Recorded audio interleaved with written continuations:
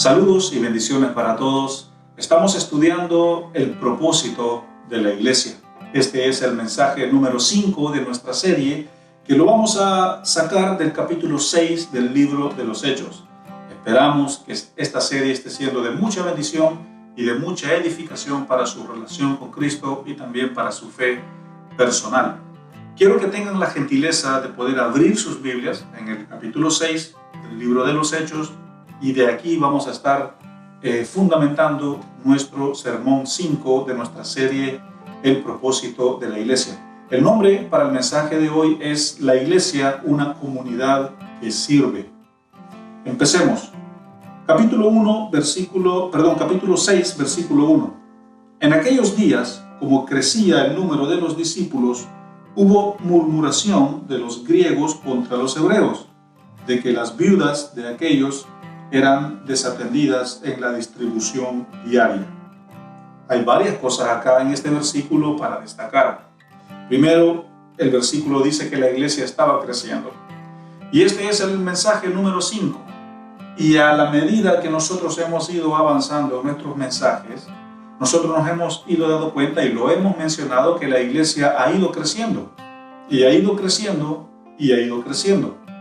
Y lo vamos a ver en los próximos mensajes que también vamos a compartir con ustedes, que la iglesia hasta el 2020 no ha dejado de crecer. Y acá en el capítulo 6, el inicio del versículo dice que la iglesia había crecido mucho para ese entonces. Pero acá algo que quiero que nos enfoquemos es en el hecho de que hubo murmuración entre los hebreos y los griegos. Quiero aclarar y quiero dejarlo muy bien claro, que cuando se refiere a griegos y a hebreos no se refiere a judíos y gentiles, porque el evangelio todavía no había sido predicado a los gentiles. Cuando se refiere a griegos y a hebreos, se refiere a la misma comunidad de judíos, se refiere a la misma comunidad de judíos, a diferencia que unos hablaban griego y los otros hablaban hebreo o arameo. Y la razón por la cual unos hablaban griego y los otros hablaban arameo es porque anteriormente en los años hubieron muchas conquistas y también en el cambio de imperio a imperio, cuando vino el imperio griego y después vino el imperio romano. Entonces allí hubieron muchos cambios, hubieron muchos rebrotes de diferentes culturas, pero adentro de la misma comunidad judía. Por eso unos hablaban hebreo, otros hablaban griego. Y a eso es a lo que se refiere. Pero es la misma comunidad de judíos, judaizantes, que habían sido convertidos al evangelio, que habían creído en el nombre de Jesús. Y eso es lo que está diciendo el versículo 1, que la iglesia había crecido mucho y que también se había llegado el momento, como la iglesia era muy grande, que estaban murmurando los judíos de habla griega con los judíos de habla hebrea o aramea. Entonces, esa es la razón por la cual decimos que unos hablaban griego y los otros hablaban arameo o hebreo. Muy bien, versículo 2. Entonces los 12 convocaron a la multitud de los discípulos y les dijeron: no es justo que nosotros dejemos la palabra de Dios para servir las mesas. Atención a lo siguiente: los 12 discípulos, los 12 apóstoles, los que estuvieron con Jesús, excepto Judas, porque Judas en este momento ya había muerto, y Matías había sido levantado para que ejerciera la posición de Judas. Pero bueno, aquí estaban los 12 y dice que los 12 fueron los que dijeron y convocaron a toda la multitud, es decir, convocaron a toda la iglesia y les dijeron: señores y señoras, no es justo que nosotros descuidemos la enseñanza, descuidemos la predicación de la palabra por el hecho de andar sirviendo acá las mesas. Y acá tenemos que entender nosotros que cuando se refieren a servir las mesas, se puede referir a dos cosas. Primero, las mesas donde se servía la comida para las viudas. Recuerden el versículo 1, el anterior que acabamos de leer, que la murmuración de los de habla griega con los de habla hebrea era porque las viudas estaban siendo descuidadas. Es decir, las viudas llegaban a la iglesia y allí tal vez se les servía, se les daba de comer y se ponían las mesas para ellas. Y quizás no solo para ellas específicamente, sino también para después de cada servicio, para que todos pudieran sentarse y tener un tiempo de coinonía, un tiempo de familia. Esa es la primera razón a la que se refiere el servir las mesas. La segunda razón es para un propósito monetario, porque de la forma como algunos creyentes habían vendido sus bienes, habían vendido sus propiedades para traer el dinero y ponerlo al servicio de Dios, para ponerlo al servicio de los apóstoles, de la forma como lo daban, no es de la forma como hoy en día lo hacen. Las iglesias, que hay un tiempo para la ofrenda, las personas se levantan, hacen una fila y van a ofrendar. O pasan algunos de los líderes de la iglesia con un recipiente de asiento por asiento pidiendo la ofrenda. No se hacía de esa manera, sino que habían personas específicas, en este caso los apóstoles eran los que hacían esto, se sentaban en las mesas y las personas llegaban y ponían el dinero en esas mesas, y a lo mejor ellos llevaban un cierto conteo o un cierto registro de quiénes eran los que daban y cuánto daban. Entonces acá en el versículo 2, cuando se refiere a servir las mesas, se refiere a estas dos cosas, tanto como para servir la comida a las viudas o después de cada servicio para tener un tiempo de coinonía, o para tener para poner los diezmos o las ofrendas, es decir, un propósito monetario. Y esto es lo que los apóstoles les dijeron a la congregación: nosotros no podemos descuidar la enseñanza y la predicación por andar sirviendo las mesas. Versículo 3. Por lo tanto, busquen ustedes, hermanos, entre ustedes a 7 varones de buen testimonio, llenos del Espíritu Santo y de sabiduría, a quienes encargaremos de este trabajo. Acá en el versículo 3 del capítulo 6 de los Hechos es donde nacen los diáconos. Aquí es donde nacen los diáconos. Si alguna vez tú te preguntaste por qué existen los diáconos en la iglesia, por qué la iglesia tiene diáconos, por qué deben de estar estas personas que se llaman diáconos adentro de la iglesia, si alguna vez tú te hiciste esas preguntas, si alguna vez tú entraste en conflicto interno por el hecho de que en la iglesia habían diáconos, bueno, esta es la razón. Y acá en el capítulo 6, versículo 3 del libro de los Hechos es donde nace este principio de que la iglesia tiene diáconos. Aquí vamos a entender a continuación el propósito y la razón de los diáconos adentro de la iglesia, que esto no es algo que se lo inventaron en tu denominación o en esta otra denominación, o se lo inventaron hace 10 o 20, 50, 100 o 200 o 300 años. No es algo que se inventó quizás después de la Reforma con Martín Lutero, etc. No.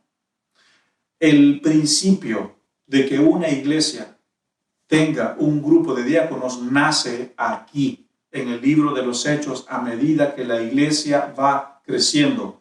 Y lo voy a repetir porque esto es muy importante. En el capítulo 6 de Hechos es donde nacen los diáconos. Por favor, lean acá. Aquí nacen los diáconos.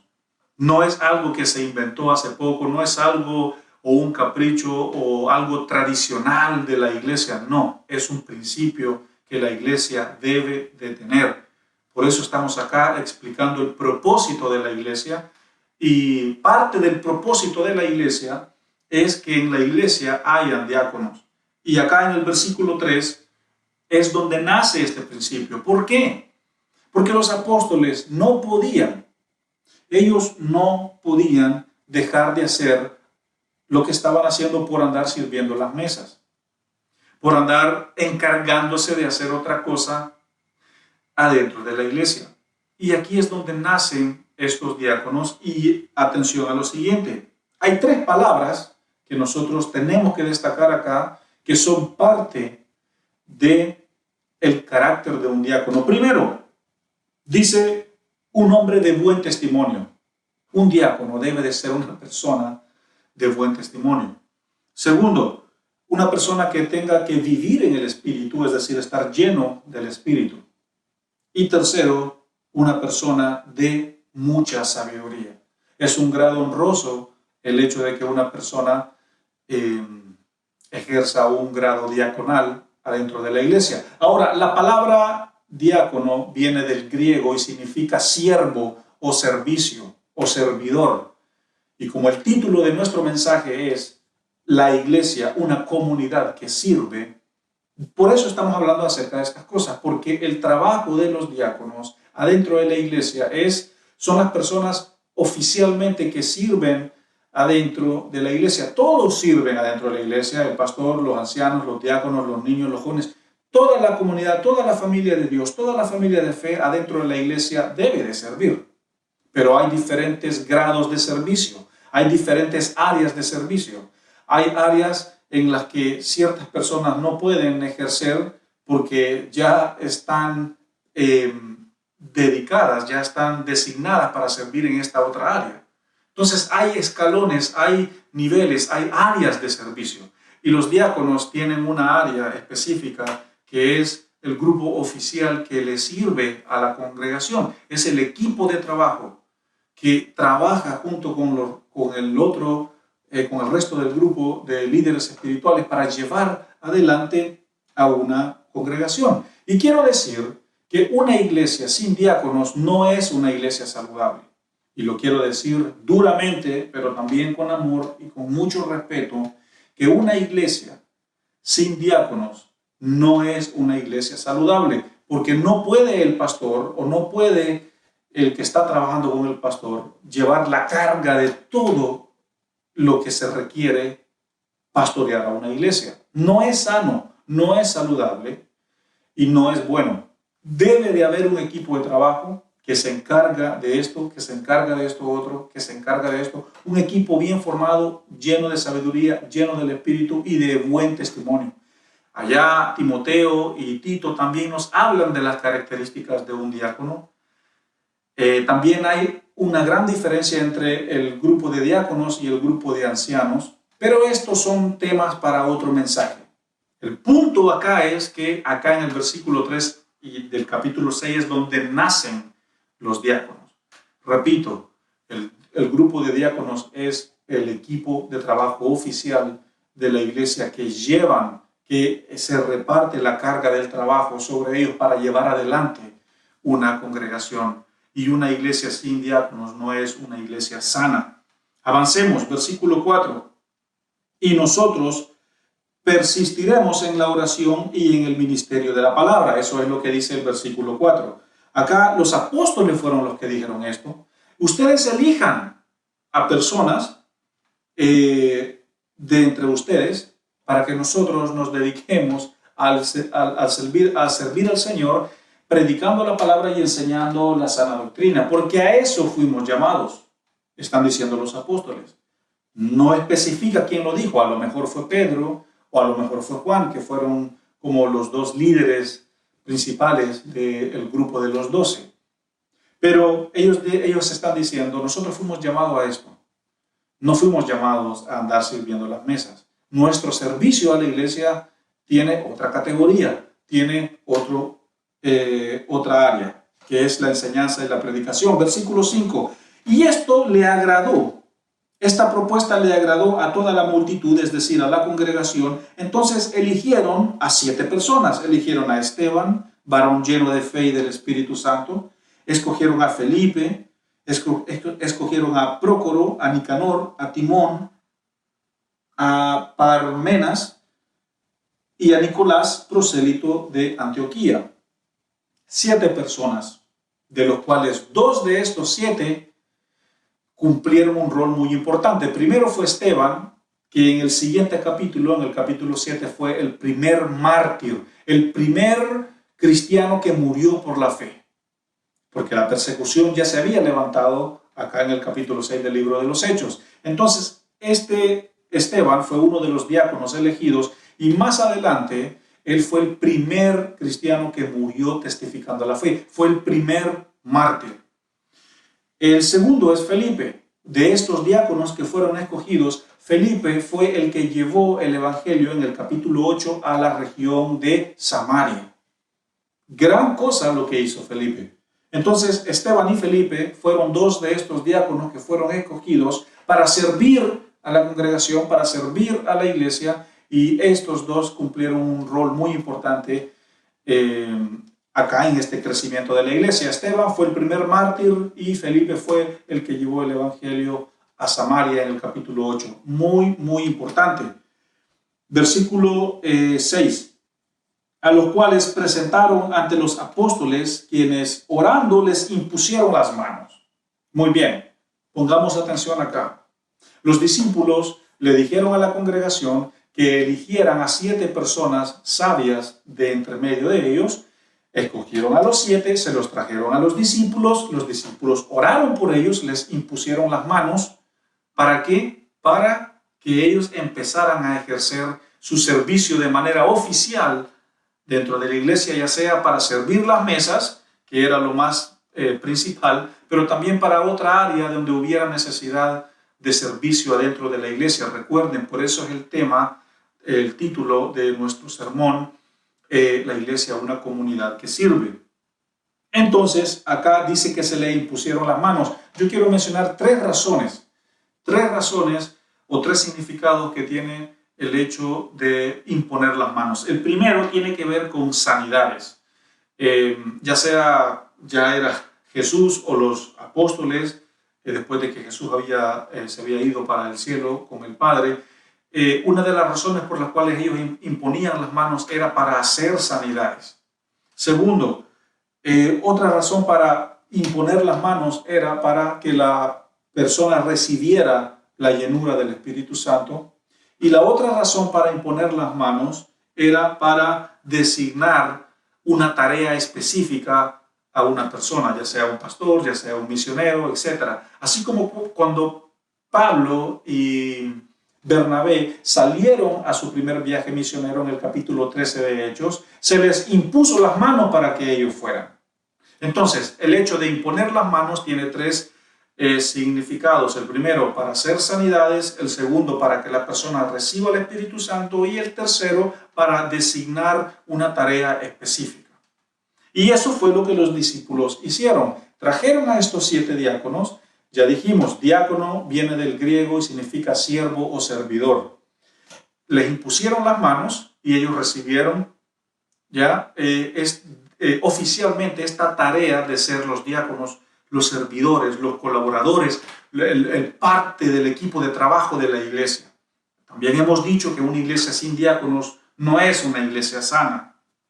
Versículo 7. Y crecía la palabra del Señor y el número de los discípulos se multiplicaba grandemente en Jerusalén. Y también muchos de los sacerdotes obedecían la fe. La palabra crecía. La iglesia crecía. Y también acá dice en el versículo 7 que también los sacerdotes creían en el nombre de Jesús. Quiero explicar quiénes eran los sacerdotes. La posición de un sacerdote judío era literalmente casi la misma posición que un fariseo, o la misma posición que un jebuseo, o que un helenista, o un prosélito, etc.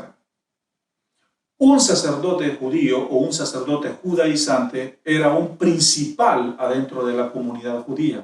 Eran los que juzgaban, eran los que acusaban, eran los que llevaban a los cristianos delante de los tribunales para que los pusieran presos.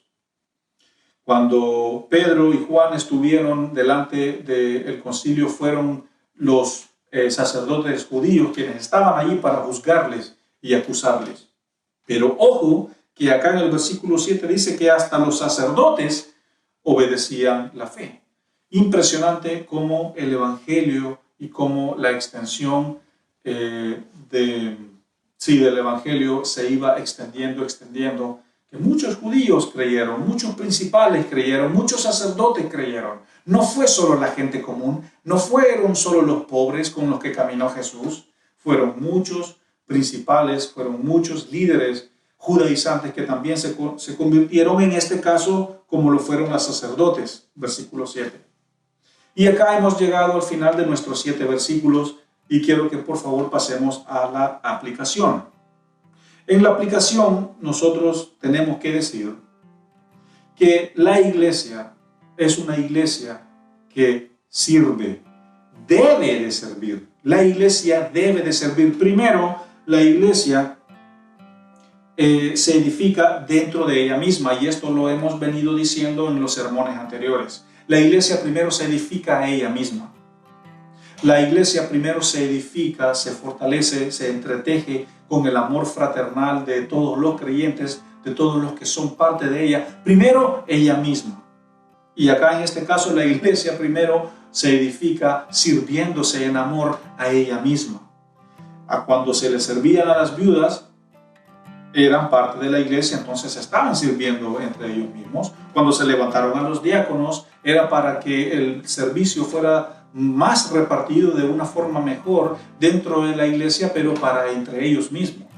La iglesia primero se edifica a ella misma en el servicio fraternal del cuerpo de Cristo. Muy importante entender esto, y después que la iglesia se edifica en el servicio entre ella misma, después esto pasa hacia afuera. Después la iglesia debe de servirle a la comunidad, debe de servirle a aquellos que están afuera de ella, aquellos que están afuera de Cristo. Primero por dentro y después hacia afuera, desde adentro hacia afuera. El servicio de la iglesia debe de pasar desde adentro hacia afuera. Muy, muy importante. Ahora, nuestro mayor ejemplo de servicio es nuestro Señor Jesucristo, que es el fundamento, que es la piedra angular, que es la roca, que es el fundamento de la iglesia. Nuestro Señor Jesucristo es el fundamento de la iglesia. Los apóstoles son el pilar o los pilares de la iglesia, y ustedes que me están escuchando y nosotros que somos parte de la misma iglesia, somos el cuerpo de la iglesia. Todos somos parte del cuerpo. Entonces, nuestro mayor ejemplo del servicio, que fue nuestro Señor Jesucristo, Él nos vino a servir a nosotros. Y quiero hablar de 4 razones para que ustedes puedan ver de qué forma el Señor Jesucristo a nosotros nos sirvió y por qué nosotros debemos de servir adentro de la iglesia y afuera de ella. El primer motivo es que Jesús nos sirvió, vino a servirnos al dar su vida en rescate por nosotros que estábamos perdidos. Marcos 10:45, si puede aparecer acá. Marcos 10:45 dice que Él vino a servirnos y a dar su vida en rescate por nosotros que estábamos perdidos. Es decir, que la iglesia debe de servir predicando y llevando el mensaje de buenas nuevas a aquellos que están perdidos, a aquellos que están afuera de ella. Muy importante. 2. Nuestro Señor Jesucristo nos sirvió a nosotros en cosas prácticas, como por ejemplo cuando Él le lavó los pies a los discípulos. Pedro le dijo, no, Señor, a mí tú no me vas a lavar los pies. Un momento. Jesús le dijo, bueno, si tú no quieres que yo te lave los pies, entonces tú no tienes nada que ver conmigo y no te conozco. Y Pedro, cuando escuchó eso, dijo, Señor, no me laves solo los pies, sino lávame también las manos y lávame también la cabeza. Muy importante. Jesús le sirvió a los discípulos de forma práctica, en cosas prácticas, como por ejemplo lavándole los pies. Y esto es solo un ejemplo práctico de cómo nosotros como iglesia debemos de servirnos, cómo dentro de la iglesia nosotros debemos de servirnos en amor el uno con el otro, la necesidad que tiene aquel, la necesidad que tiene aquella. Bueno, ir y ver de qué manera yo puedo servirle, de qué manera yo puedo ser de bendición hacia esa persona. Ahora, aquel que sienta en su corazón lavarle los pies a su prójimo, a su hermano, pero por supuesto, ¿por qué no? Pero también esto es solo un ejemplo para que nosotros nos sirvamos el uno con el otro. 3. De la forma como el Señor Jesucristo nos sirvió a nosotros es sanando, haciendo sanidades.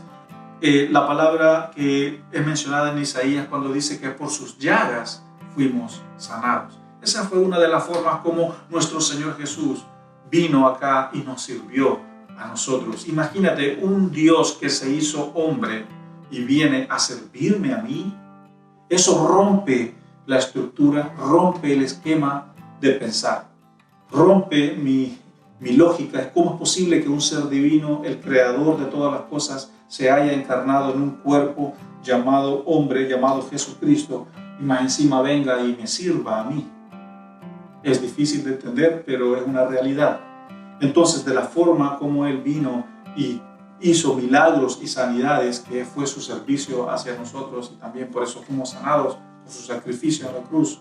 Esta también es una muestra de cómo nosotros debemos de ayudarnos adentro de la iglesia. Debemos de velar por aquellos que están enfermos, y no solamente en eso, sino en donde sea necesario. Y 4, el Señor Jesucristo vino y nos sirvió enseñándonos cómo vivir en el reino de Dios. Cómo vivir en el reino de Dios. Cuando Él hablaba por parábolas, el reino de los cielos es como la semilla de mostaza, el reino de los cielos es como un tesoro en un campo, el reino de los cielos es como esto, el reino de los cielos es como esto otro. Él nos enseñó a vivir, nos enseñó principios y valores que no son de este mundo, que son del reino de Dios. Los principios y los valores del reino de Dios son diferentes a los de este mundo. Por lo tanto, estos principios deben de estar en la iglesia. Y en la iglesia nosotros debemos de vivir, aprender a vivir en el reino de Dios. La iglesia de Cristo, que somos tú y yo, debemos de vivir, aprender a vivir en su reino, con sus principios y sus valores. Y estos 4 aspectos nosotros los sacamos, los llevamos afuera, para aquellos que lo necesitan, a la comunidad, hacia afuera, hacia la sociedad, hacia el trabajo, hacia la educación, hacia la universidad, hacia el trabajo, a donde sea, a influenciar. La iglesia es una iglesia que sirve y debe de servir. Debe de ser notable el servicio de la iglesia para poder evangelizar el mundo en la comunidad. Y no solo en cosas prácticas, sino en cosas espirituales.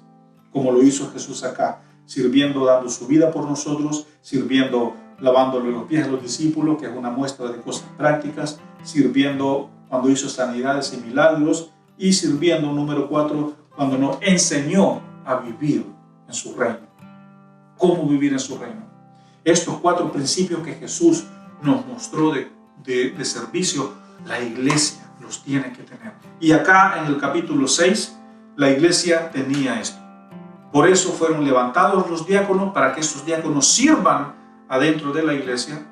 Recuerden, Hechos capítulo 6, versículo 13, el nacimiento de los diáconos, para que ellos sirvan a la congregación, para que les sirvan adentro de la iglesia y para que esto también se llevara hacia afuera. Ese es el gran propósito de la iglesia con respecto al servicio. Una iglesia es muy importante que tenga a su equipo de trabajo, a su equipo de pastores, pastor, copastor, ancianos, diáconos, ujieres, etc. Una iglesia con un equipo de trabajo lleno del Espíritu, con humildad y con mucha sabiduría, es una iglesia muy saludable. Porque eso es lo que aconteció acá en el capítulo 6, que la iglesia levantó personas para servirse, para edificarse a ella misma, pero también para llevar este servicio hacia afuera. Recuerden, tú y yo tenemos un llamado a servir. Tú y yo tenemos un llamado a servirle a nuestros hermanos dentro de la comunidad, a servirle a nuestro cónyuge en la casa, a servirle a nuestros hijos, a servirle a nuestra esposa, a nuestro esposo, a servirle a nuestro prójimo, a servir en la comunidad, a servir en el trabajo. Tú y yo tenemos un llamado a servir. ¿Por qué? Porque esto fue lo que el Señor Jesucristo nos mostró a nosotros. Servir con amor. Quiera ser el mayor o el que quiera ser el primero debe de ser el último, dijo nuestro Señor Jesucristo, diciendo, tienen que servirse el uno con el otro, porque esta es la muestra de que son mis discípulos, esta es la señal de que son mis hijos. sírvanse el uno hacia el otro. Así que iglesia, este es el propósito, este es el mensaje para hoy. La iglesia debe de servir. Señor, te damos gracias por este maravilloso mensaje. Ayúdanos a crecer en el servicio. Ayúdanos a crecer en el servicio, no solo en las cosas prácticas, sino en las cosas espirituales. A ver las necesidades de los que son parte de la iglesia en la que yo pertenezco. Y ayúdanos a servir, Señor, de una forma genuina, con amor, sin esperar nada a cambio. Queremos reflejar tu carácter, Jesús, en cuanto servimos, ya sea en un grado diferente, siendo diácono, siendo anciano, siendo pastor, siendo joven, miembro de la alabanza, lo que sea. Señor, mi servicio es para ti. Yo le sirvo a la iglesia, yo le sirvo a mi prójimo porque te sirvo a ti, Señor. Ayúdanos a tener una visión del servicio, una visión de siervos humildes, sabios y llenos del Espíritu. Y esta es mi oración, Señor, para tus hijos. Esta es mi oración para tu amada iglesia, para mis hermanos amados, que se genere, que haya, Señor, un mover del Espíritu en nuestra iglesia, una visión con respecto al servicio entre nosotros mismos, adentro de la iglesia, pero también, Señor, que esto lo llevemos hacia la comunidad de Pichilemu acá en Chile. Señor, en el nombre de Jesús te lo pedimos. Amén y amén. El Señor les bendiga y nos vemos en nuestro próximo mensaje de nuestra serie El propósito de la iglesia. Bendiciones. Recuerda suscribirte a nuestro canal y activa las notificaciones para que no te pierdas ninguno de nuestros sermones.